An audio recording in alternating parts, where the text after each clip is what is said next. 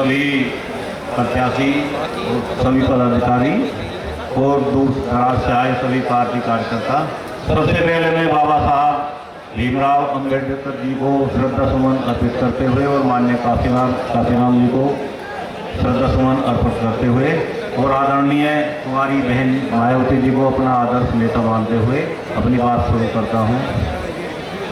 देखिए, मैं बागपत विधानसभा वाउन से चुनाव लड़ रहा हूँ। अरुण तसाना नाम है। मेरे क्षेत्र की जनता ने ठाना है कि आदरणीय बहन जी को 5वीं बार मुख्यमंत्री बनाकर हमको बिल्कुल भारी बहुमत से जिता के भेजना है और सर्जन हिताय सर्जन सुखाय के काम शुरू करने हैं जो वर्तमान सरकारों ने रोक रखे हैं। तो मैं सभी कार्यकर्ताओं को आश्वस्त करता हूं कि बागपत विधानसभा सीट हम भारी बहुमत से जीत के बहन जी की डोली में डाल के उनको 5वीं बार मुख्यमंत्री बनाने का काम कर रहे हैं। तो आप हमारी तरफ से निश्चिंत रहें, बहन जी को 5वीं बार मुख्यमंत्री बनाने में बागपत विधानसभा सीट का सबसे पहले योगदान रहेगा। जय भीम, जय भारत। धन्यवाद अरुण तसाना जी। आगे हमारे प्रत्याशी हैं 53 लोनी से आकुल भाई आए और 2 मिनट के विचार से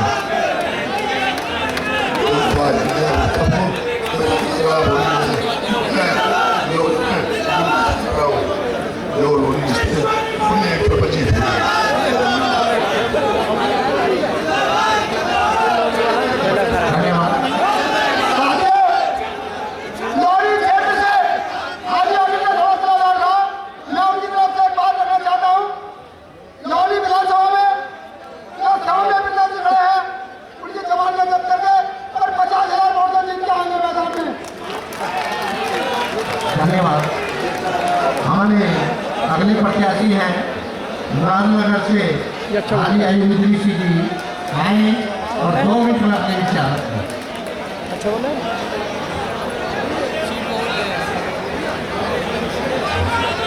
यहाँ उपस्थित मेरे सभी बुजुर्ग पिता सामान और मातृशक्ति और नौजवान साथियों और मंच पर बैठे आने वाले सभी विधायक और नेतागण, वरिष्ठ छात्र अध्यक्ष, सभी को मेरा जय भीम, अस्सलाम वालेकुम। साथियों, मैं आपको बताना चाहता हूं कि अगर हम सुरक्षित हैं और हमारा भविष्य सुरक्षित है तो वो बीएसपी की सरकार में है। क्योंकि अभी तक जितनी सरकार आई है सबने हमको छला है, सबने हमको ठगा है। हमारी वोट लेकर और वो अपने कार्यालय बनाते हैं हमसे दूर और बैठ जाते हैं इसी रूम में।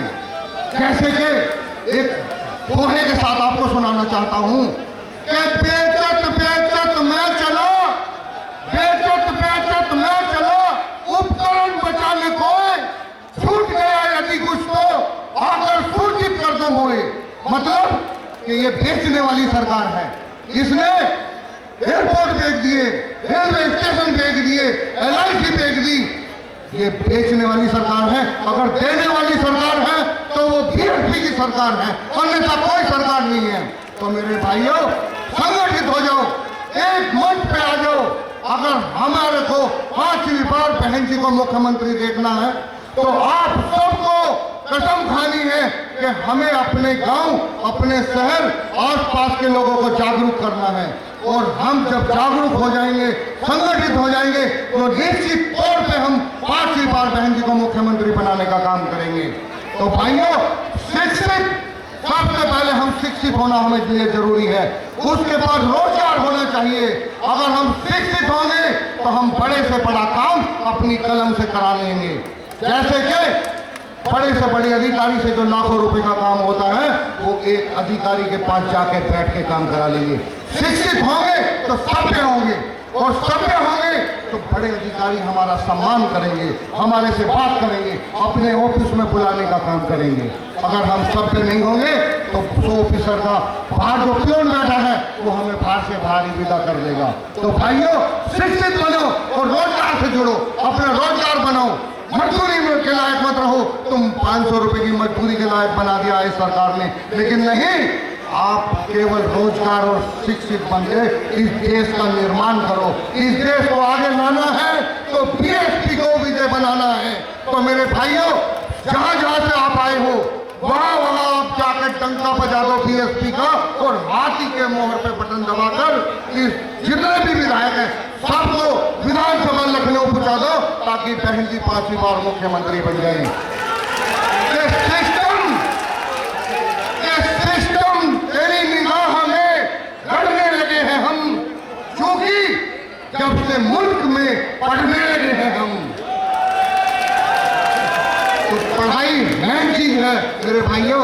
और एक जाते जाते एक जुमला और सुना देता हूं आपको। जुमला जुमला इधर चुलमन से तुम झांको, उधर चुलमन से हम झांके, उधर चुलमन से तुम झांके, इधर चिलमन से हम झांके। अरे गिरा लगा दो आगे चिलमन को, न तुम झांके न हम झांके, और सब मिटा दो पर्दे जीत के। अरे जब हिंदू मुस्लिम का एक ही आंगन है तो आओ ये दीवार गिरा दी जाए। थैंक यू, धन्यवाद, शुक्रिया। मैं हाजी अयूब मजलिसी, सभी को जय भीम, नमस्ते, अस्सलाम वालेकुम, धन्यवाद, थैंक यू, धन्यवाद। शेर ने कल पढ़ दिया मैंने बुलाया साथियों, अब पता लग रहा है, अभी हम बहुत बार बोला हमने कि जो साथी हैं व्यवस्था बना करके रखी है, लेकिन अब ये पता लग रहा है कि यहाँ कौन कौन सी जगह पर कौन कौन से जो ब्लॉक में कौन सी विधानसभा के लोग बैठे हैं, क्योंकि सब अपने अपने जो प्रत्याशी आ रहे हैं उनका समर्थन कर रहे हैं। तो साथियों, अब अगले हमारे प्रत्याशी हैं साहिबाबाद से, 55 साहिबाबाद, अजीत पाल जी आए और 2 मिनट में अपना विचार रखें। सर समाज में जन्मे सभी संतों, गुरुओं, महापुरुषों को नमन करते हुए करोड़ों करोड़ों दलितों, शोषितों, अल्पसंख्यकों के मसीहा परम पूज्य बाबा साहब के चरणों में श्रद्धा के सुमन अर्पित करते हुए बहुजन समाज पार्टी के संस्थापक मान्यवर कांशीराम साहब को नमन करते हुए बहुजन समाज पार्टी की राष्ट्रीय अध्यक्षा और इस देश के सबसे बड़े प्रदेश उत्तर प्रदेश की 4 बार मुख्यमंत्री रही परम आदरणीय बहन कुमारी महतो जी को अपना नेता मानते हुए आज यहाँ इस चुनावी सभा की चीफ गेस्ट हमारी आदरणीय राष्ट्रीय अध्यक्षा बहन कुमारी महतो जी और मंच पर उपस्थित हमारे आज इस मंच का संचालन कर रहे मेरठ मंडल के सेक्टर प्रभारी आदरणीय सतपाल पिपला साहब और सम्मानित मंच, सम्मानित साथियों, बहुजन समाज पार्टी के साथ साथ एक मिशन है, एक मूवमेंट है, एक विचारधारा है। बहुजन समाज पार्टी सर समाज की पार्टी है, सर समाज को साथ लेकर के चलती है, सर जनहिताय सर जन सुखाय के नाम को आगे बढ़ाने का काम कर रही है। आज सम्मानित साथियों, मैं आपको बताना चाहता हूँ कि मुझे माननीय बहन जी ने साहिबाबाद विधानसभा 55 से अपना आशीर्वाद दिया है, मुझे प्रत्याशी बनाया है। मैं तो 25 वर्षों से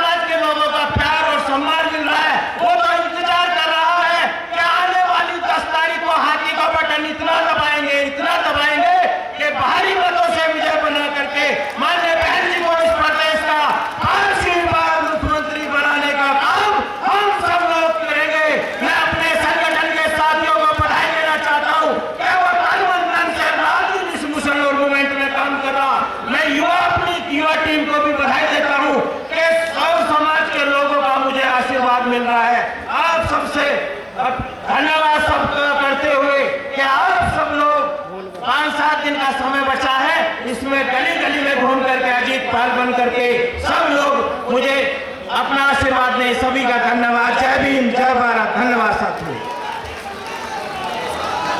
धन्यवाद। अजीत पार्टी संगठन के बहुत पुराने साथी हैं। अब अगले हमारे प्रत्याशी हैं 56 गाजियाबाद से केपी शुक्ला जी, आए और 2 मिनट में अपनी बात। जन्मे सभी महापुरुषों को मेरा नमन। करोड़ों लोगों के, करोड़ों समाज के मसीहा बाबा भीमराव अम्बेडकर जी के चरणों में नमन। और इस बहुजन समाज पार्टी के संस्थापक और अपने खून पसीने से जिन्होंने इस पार्टी को इस मुकाम तक पहुंचाया, ऐसे बाबा काशीराम जी के चरणों में नमन। और इस सूबे की 4 बार मुख्यमंत्री रही, जिनके कठोर शासन से अधिकारियों का देखा तो आज हमारी जनता जो देखती है कि 4 बार शासन में जो कर दिखाया वो आज तक किसी शासन में नहीं हुआ। ऐसे बहन हमारी मायावती जी को अपना मार्गदर्शक मानते हुए मंच पर आसीन सभी मेरे विद्वजन और मेरे यहाँ बैठे हुए सभी भाइयों को और बहनों को मैं पहले चरण वंदना करता हूँ। भाइयों, मुझे 56 विधानसभा शहर से प्रत्याशी बना के जो मेरे पे आशीर्वाद बहन जी ने दिया, इसके लिए मैं कोटि कोटि धन्यवाद देता हूँ।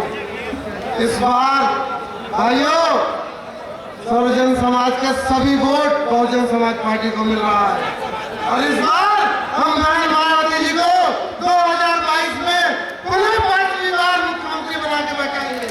और इस जो ये झूठों की सरकार चल रही है ना, और झूठ का पुलंदा बांधे चल रही है, ये 2022 में इस बार फोड़ के 10 मार्च को दिखा देंगे कि झूठ का पुलिंदा इस तरह फूटेगा कि जैसे ये हमेशा झूठ 5 साल से बताते चले आ रहे और एक दूसरे को जो लड़ाते चले आ रहे वो झूठ फूटेगा इस बार।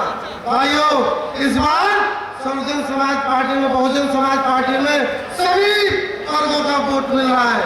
हमारे 56 विधानसभा में इस बार आके देखिए सभी जाति के लोग एक साथ मिलकर बहुजन समाज पार्टी को समर्थन दे रहे हैं और कह रहे हैं इस बार झूठ का पुलिंदा ऐसा फोड़ेंगे इस विधायक का कि नींद में सो जाएगा। जैसे 5 साल नींद में सोता रहा है ना ये, और कोरोना काल में भी सोता रहा। भाइयों, सबको एक बार कोरोना होता है, सब 3-3 बार होगा। ये अपने घर में सोता रहा, तो इस बार जनता फिर सुला देगी। और ये अंदर से कुंडी मार के सोता था, जनता इस बार बाहर से कुंडी मार के सुलाएगी।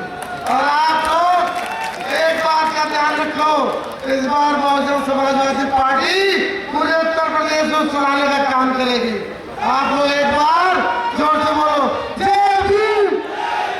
आवाज इतनी तेज करो कि लखनऊ के सिंहासन डोल जाए। जय भीम। धन्यवाद। जय भीम, जय भारत। धन्यवाद केपी शुक्ला जी।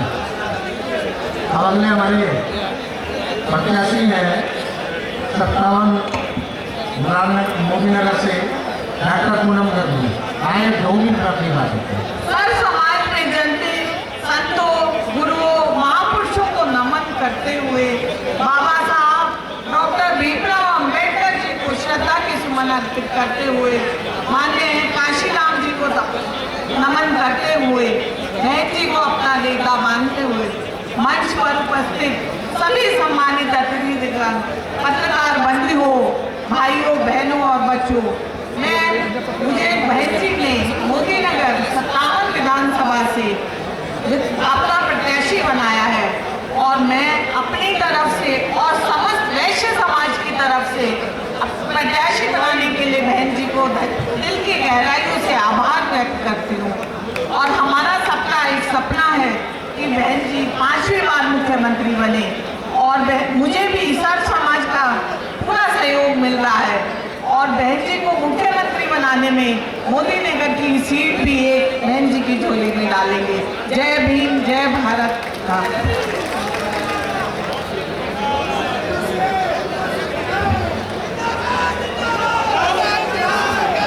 धन्यवाद डॉक्टर पूनम जी। आगे हमारे प्रत्याशी हैं दोनाना से 58 दोनाना वासिफ प्रधान जी, आए 2 मिनट में अपनी बात करते हैं।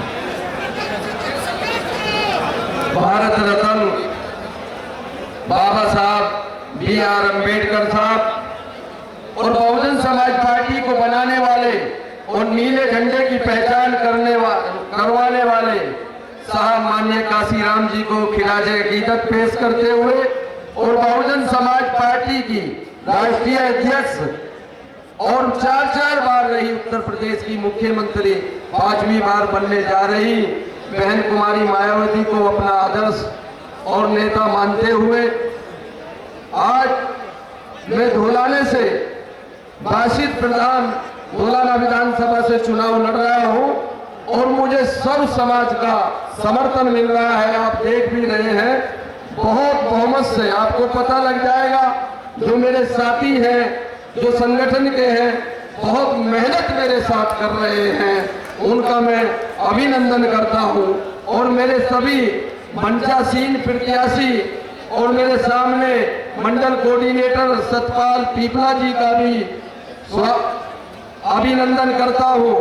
और सभी मेरे विधानसभा से आए सम्मानित साथी, युवा, मेरी बहनें, माताएं, सबका इस्तकबाल अभिनंदन करता हूं।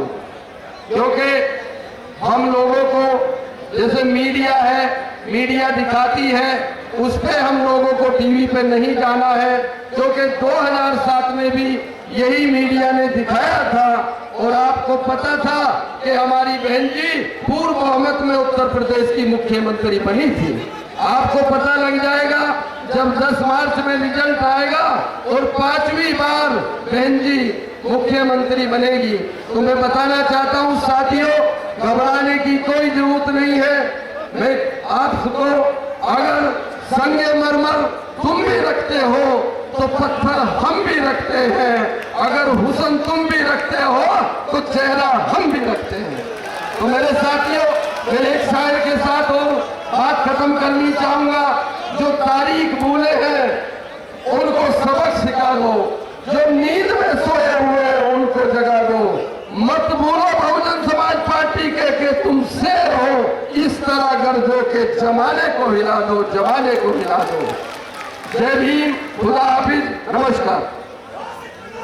धन्यवाद आशीष प्रधान जी। अब हमारे अगले प्रत्याशी हैं उनशा ठाकुर, श्री मोनू उर्फ मनीष जी। आए 2 मिनट में अपनी बात करते हैं।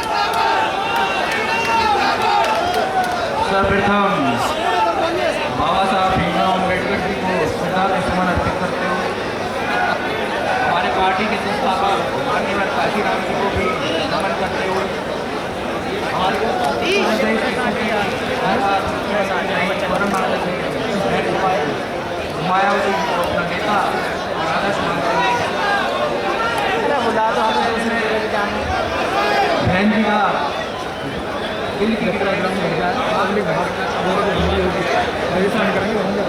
विधानसभा हापुड़ से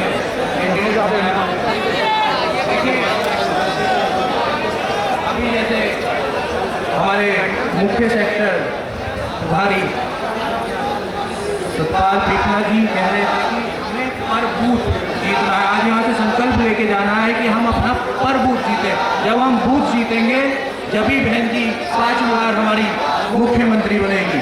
आज यहाँ हम पूरा मेरठ मंडल की जो ये हमारी सभा हो रही है, इसमें हमें संकल्प लेके जाना है। हमें ये संकल्प लेके जाना है कि हमें बूथ स्तर पे हर बूथ पे काम कर कर भाईचारा बना के, क्योंकि मैं जाटव समाज से आता हूँ, मैं आप लोगों से ये भी कहना चाहूँगा कि ये हमारा कर्तव्य बैठता है कि हम ज़्यादा से ज़्यादा भाईचारा बना के और बिरादरों को जोड़ने का काम करें। हालांकि हमसे बिरादरें जुड़ रही हैं, सब अपार समर्थन मिल रहा है, सर्व समाज हमसे जुड़ रहा है, लेकिन फिर भी हम लोगों को बूथ पे काम करके एक बूथ जो हमारा जीतेगा तो बहन जी हमारी 5 बार मुख्यमंत्री बनेंगी। जय भीम, जय भारत, खुदा हाफिज। धन्यवाद मनीष भाई। और अगले हमारे प्रत्याशी हैं गढ़मुक्तेश्वर शिवराम चौहान जी। आए अब 2 मिनट में अपनी बात। आज इस चुनावी सभा में जो हम संदेश लेने आए हैं, इस सभा में बाबा साहब डॉक्टर भीमराव अम्बेडकर जी, माननीय काशीराम जी को मैं श्रद्धा सुमन अर्पित करता हूँ। साथ ही साथ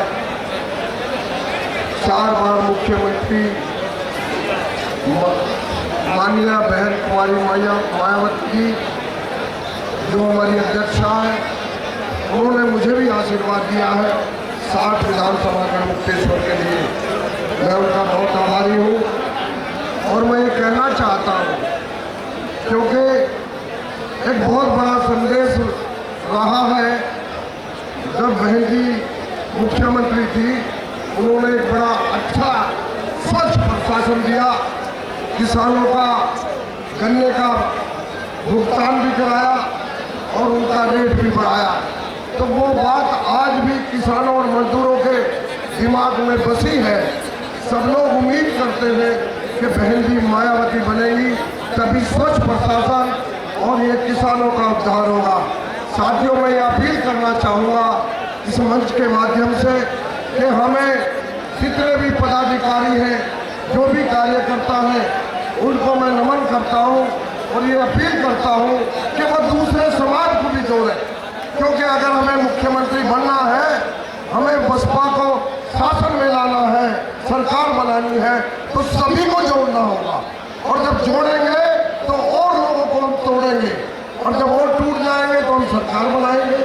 तो इन्हीं शब्दों के साथ मैं अपनी बात समाप्त करता हूँ। जय भीम, जय भारत।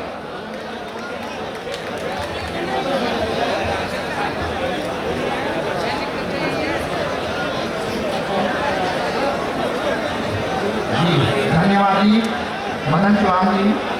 अगले हमारे प्रत्याशी हैं नोएडा शिक्षक शिवराम शर्मा जी आए और 2 मिनट में अपनी बात रखें। धन्यवाद श्रीनिवास साहब।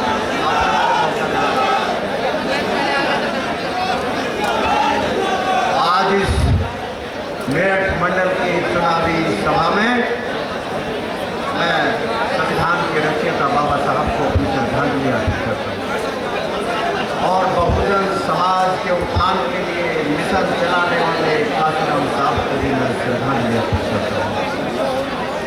मैं अभिनंदन करता हूँ, वंदन करता हूँ गौतम बुद्ध नगर जिले की बेटी, उत्तर प्रदेश की 4 बार मुख्यमंत्री रही बहन कुमारी मायावती जी का नंदन अभिनंदन इसलिए भी करता हूँ कि मुझ जैसे मामूली कांग्रेस के 32 साल के वर्कर को बुलाकर जो नोएडा से प्रत्याशी बनाया है, मेरे जीवन को उन्होंने एक दिशा दी है राजनीति में।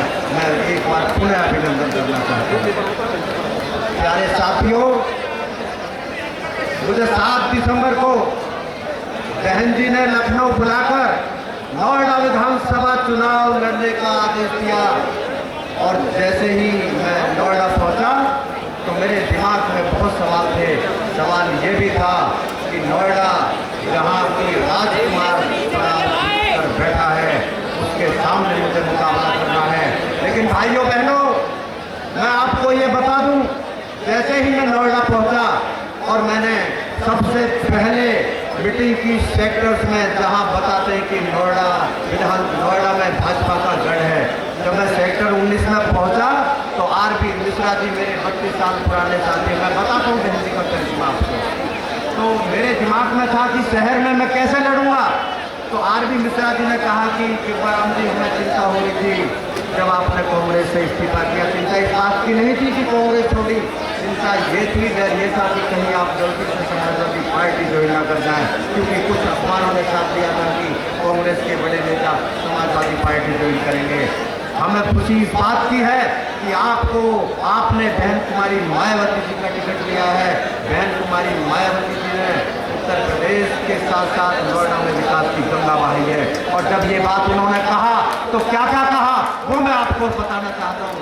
उन्होंने कहा कि नोएडा में सर्व समाज के नारे को जमीन पर उतारने वाली बहन जी ने नोएडा को जाम से मुक्ति दिलाने के लिए 4 अंडर पास किए और इंटरनेशनल लेवल की यूनिवर्सिटी थी। जो मेरा डर था कि शहर में मैं कैसे वोट मांगूंगा, 5 विद्यालय दिए जिनकी कैपेसिटी 6-6 हज़ार बच्चों के एडमिशन किए, जहाँ खाना भी फ्री, ड्रेस भी फ्री, आवास की सुविधा भी फ्री और किताब भी फ्री। जब ये बात मुझे शहर के लोगों ने बताई, वहाँ NEA के स्कूल और नेशनल अकेडमी की जरूरत ना हटा। मैं साथियों आपको अपने नोएडा का विधानसभा का जरा और एक भाजपा के बड़े नेता भी उनके पड़ोसी थे, वो भी बैठे थे। एक हमारी बहन तस्लीम खान जो लीडर वो भी बैठी थी और उन्होंने कहा कि आप शिवराम चिंता मत करना, नोएडा शहर बहन जी के शासनकाल को याद कर रहा है और इस विधायक ने आपकी जीत आसान कर दी है, क्योंकि ये 5 सालों में चुनाव जीतने के बाद अभी जनता से मिलना तो दूर, टेलीफोन पर बात करना भी अभी तो नहीं समझता है। मैं भाइयों बहनों आपको ये कहना चाहता हूँ, मेरे जब से चुनाव में लड़ रहा हूँ, मेरे यहाँ बहुजन समाज पार्टी के जिला अध्यक्ष, महानगर के अध्यक्ष और हमारे जाबाज साथी जो सेक्टर अध्यक्ष हैं, उन्होंने मेरी राह इतनी आसान कर दी है। मैं आपको ये भरोसा दिलाऊं, उत्तर प्रदेश के गौतम बुद्ध नगर की 3 सीट बहन जी बहुत बड़े मार्जिन के साथ जीत के आ रही है, बहन जी की झोली में जा रही है। मैं पुनः आपके इस दोस्त को सलाम करता हूँ। धन्यवाद। जय भीम, जय भारत। धन्यवाद। साथियों, बहुजन समाज पार्टी के राष्ट्रीय उपाध्यक्ष माननीय आनंद जी आपके बीच में आ चुके हैं। मैं नारों से सम्मान करना चाहूँगा। सभी लोग मेरे साथ नारे बोलेंगे। आनंद जी, माननीय आनंद जी, माननीय आनंद जी, राष्ट्रीय उपाध्यक्ष माननीय आनंद जी।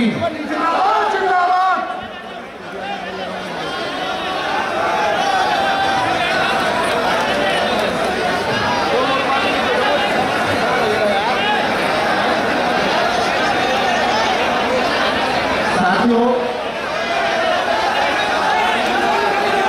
आगे हमारे प्रत्याशी हैं 62 दादरी से मनवीर भाटी जी हैं, तो 2 मिनट में अपना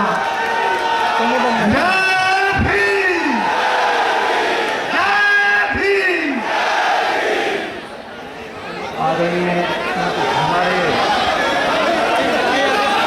राष्ट्रीय उपाध्यक्ष जी, आदरणीय सम्मानित आनंद साहब, सभी सम्मानित मंचासीन प्रत्याशी और सामने बैठे सम्मानित आवाम, मैं नौजवान साथियों से सबसे पहले तो मैं भारत के महानायक, महामानव, हिंदुस्तान का सबसे बड़ा लोकतंत्र और संविधान देने वाले डॉक्टर बाबा साहब को सच्चा सम्मान करता हूँ। उनके सपने को आगे बढ़ाने वाले, अपनी आयत की नौकरी छोड़ पूरा जीवन गरीब और पिछड़ों को आगे बढ़ाने में खपाने वाले मानवर काशीराम को सच्चा स्मरण करते हुए और गौतम बुद्ध नगर की बेटी, देश की आयरन लेडी और हमारे देश की नेता बहन कुमारी मालती जी को नमन करते हुए उनका सच्चा सिपाही आप सबको क्रांतिकारी जय भीम। मैं नौजवान साथियों और किसानों से अनुरोध करना चाहता हूं, यहाँ पे बैठी सभी आवाम, माताओं, मातृशक्ति से ये कहना चाहता हूं कि आपने 15 साल की सरकार देखी।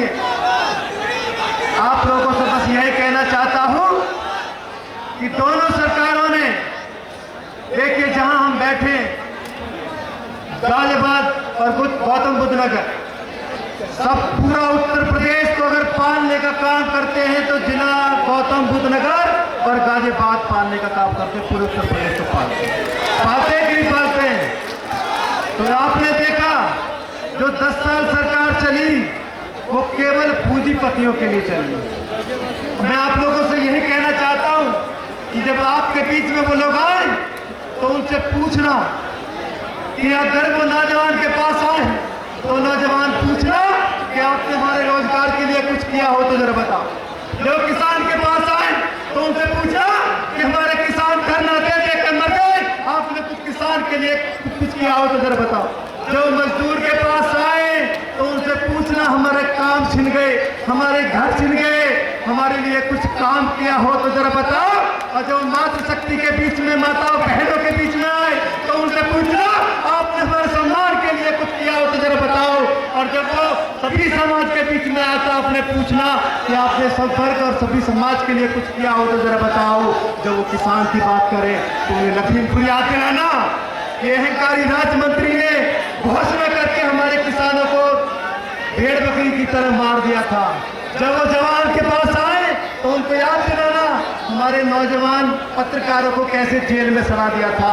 जो माताओं की बात करें तो उनको हाथरस का घटना याद दिलाना, जिस दलित बेटी की हत्या हुई थी, उस दलित बेटी की माँ, उसके माँ बाप किस तरह से जीप के सामने चिल्लाते थे, अरे मेरी बेटी का दर्शन दे दो, मेरी बेटी का चेहरा दिखा दो।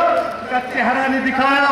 इस अहंकारी हुकूमत के प्रशासन ने कैसे उनको उनकी सबको रात को बिजली का तेल छिड़क जला दिया, वो याद दिलाना।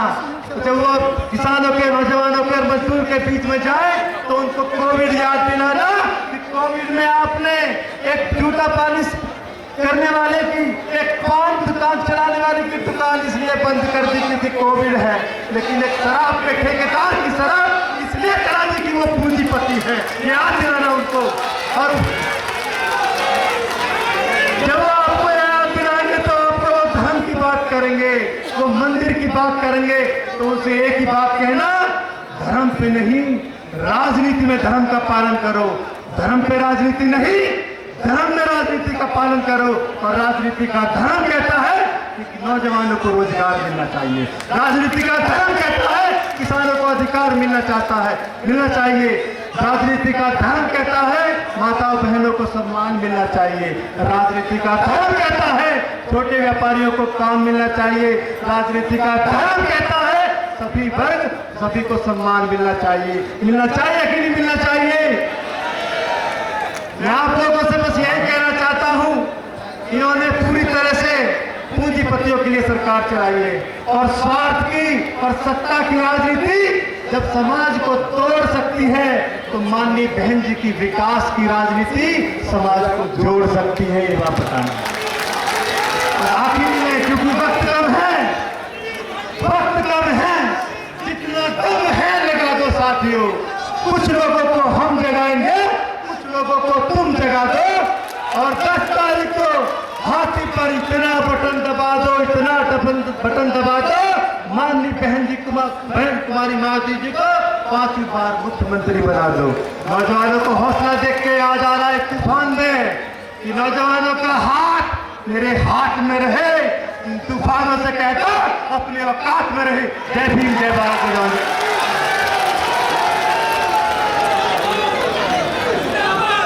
धन्यवाद मधु भाभी जी, आपके हमारे बीच में हमारे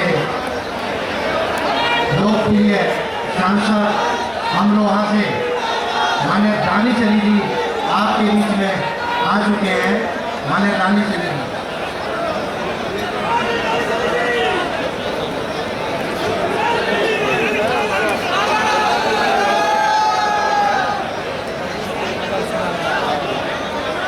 साथियों आपके बीच में हमारे अमरोहा से लोकसभा सांसद माननीय रानी चली जी बहुत अच्छे वक्ता हैं और मैं आपके बीच में उनको ला रहा हूँ और आप बैठ करके उनकी बातें सुनेंगे।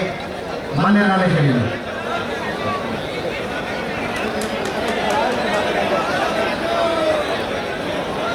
आज की इस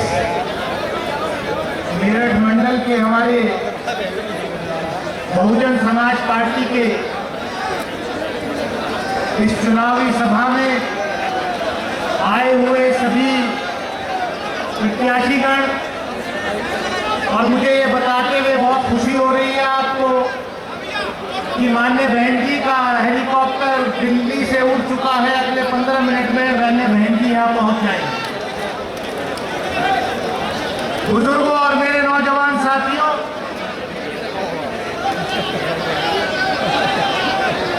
हालात से सहमे हुए लोगों को बता दो,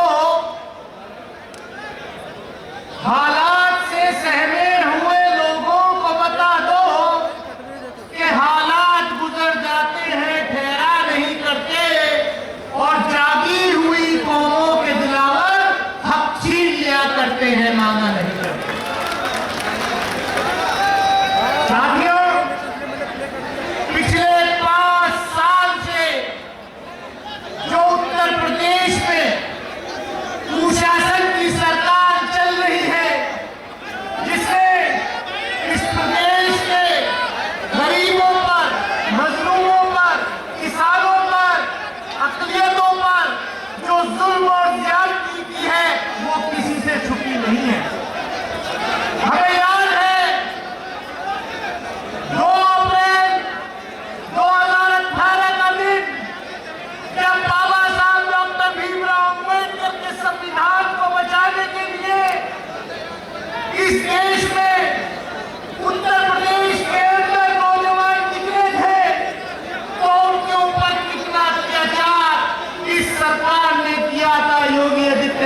सरकार ने किया था।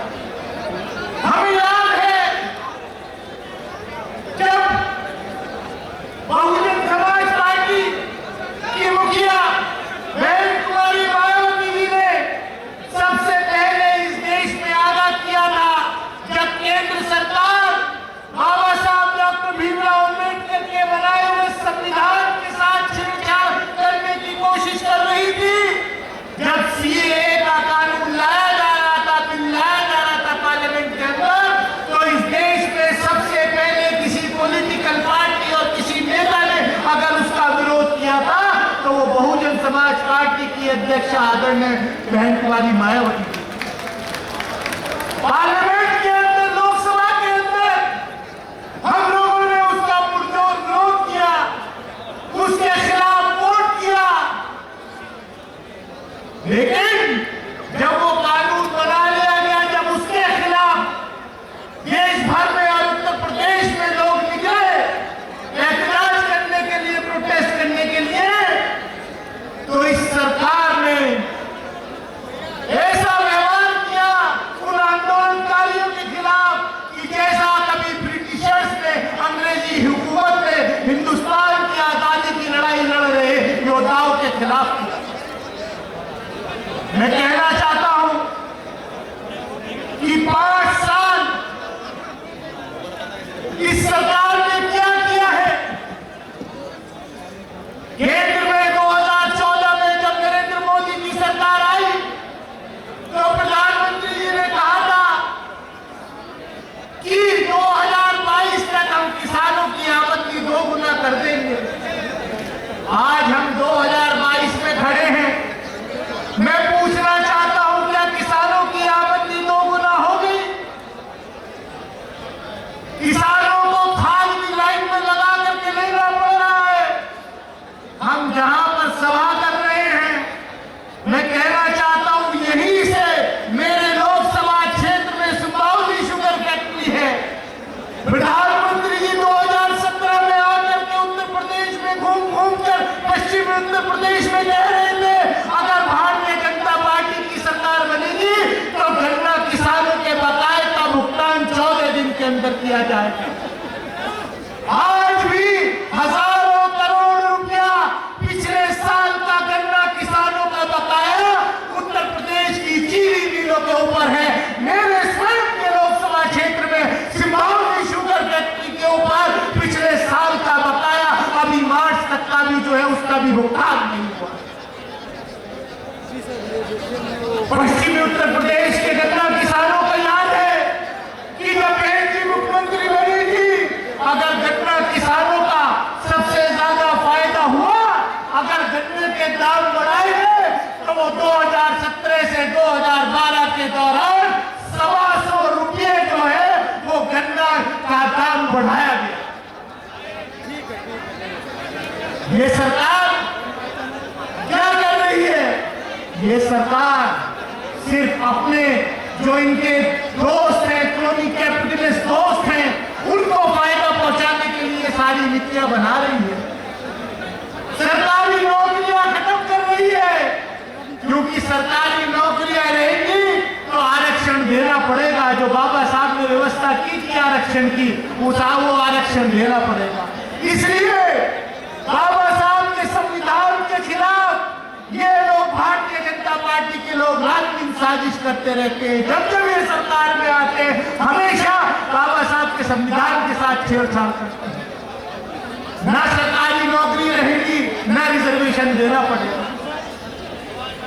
एयर इंडिया बेच दिया, BSNL बेच रहे हैं, अब रेलवे बेचने की तैयारी है, क्योंकि रेलवे के अंदर सबसे ज्यादा सरकारी नौकरियां हैं, सबसे ज्यादा रोजगार है।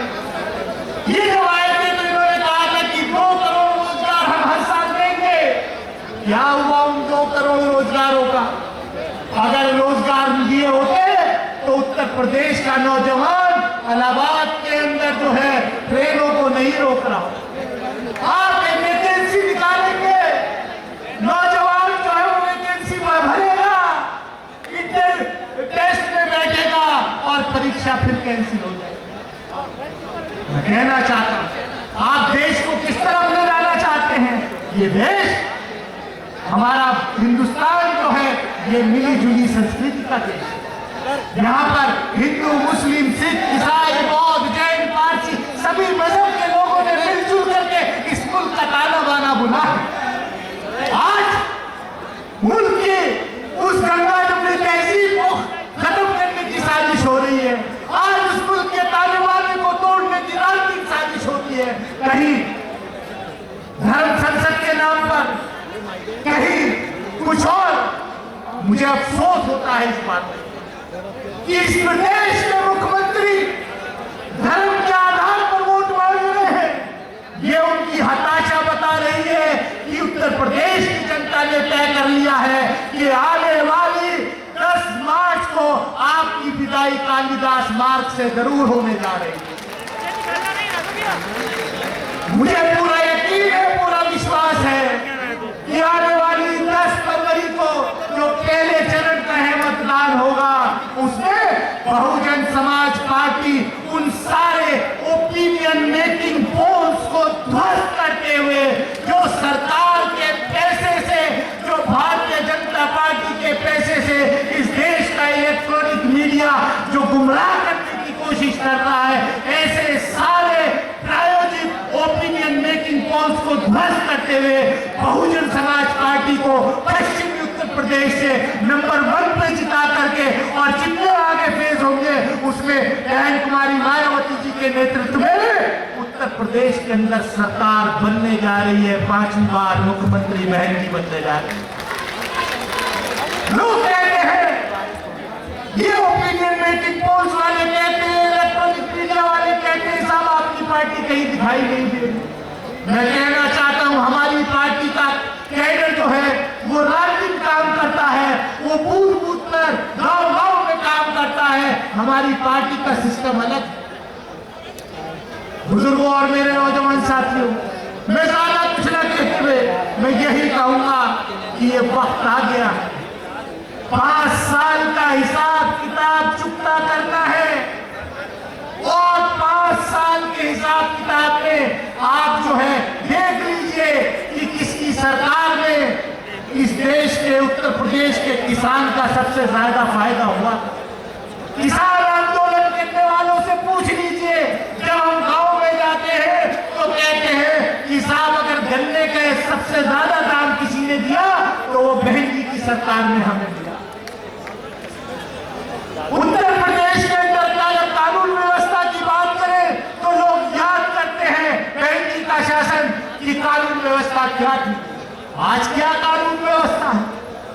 उन्नाव की घटना देखिए, हाथरस की घटना देखिए, जहां पर बलात्कार की पीड़ित महिला को, बलात्कार की पीड़ित उस युवती को हाथरस के अंदर डीजल छिड़क करके आग के हवाले कर दिया जाता है लखनऊ में बैठे हुए आकाओं के निर्देश पर। भारतीय जनता पार्टी कहती है कि हमने सुशासन दिया, हम कानून व्यवस्था, अरे ये तो कभी नहीं हुआ। भारतीय जनता पार्टी का सिटिंग एमएलए उन्नाव का रेप के केस में कोर्ट द्वारा कन्विक्ट होकर के जेल में है, वो सजा काट रहा है और ये कहते हैं कि हम सुशासन। साथियों, मैं ज्यादा कुछ नहीं कहना चाहता, मैं यही कहना चाहता हूं कि ये वक्त 5 साल बाद हमें फिर मौका मिला है। हमें एकजुट होकर के जज्बात में नहीं रहना है, हमें इतिहास देखना है कि किसके शासन में लोग उत्तर प्रदेश के अंदर अमन चैन से रहे, किसके शासन में किसानों को जो है उनको उनकी फसल का मुनाफा मिला, किसके शासन में जो है लॉ एंड ऑर्डर सही रहा। मैं इन्हीं शब्दों के साथ कि आने वाली 10 तारीख को पहले फेज में आप जो है बहुजन समाज पार्टी के प्रत्याशियों को हाथी के निशान के आगे वाले बटन को दबा करके कामयाब करने की करेंगे और बहन कुमारी मायावती जी को एक बार फिर उत्तर प्रदेश की मुख्यमंत्री बनाने का काम करेंगे। इन्हीं शब्दों के साथ मैं अपनी बात खत्म करता हूं कि राहे दुश्वार से गुजरो तो खबर कर देना, राहे दुश्वार से गुजरो तो खबर कर देना, गम के दरिया में उतरो तो खबर कर देना। मैं चला आऊंगा तहरीर मोहब्बत ठहरी, तुम अगर टूट के बिखरो तो खबर कर देना। जय हिंद, जय भीम।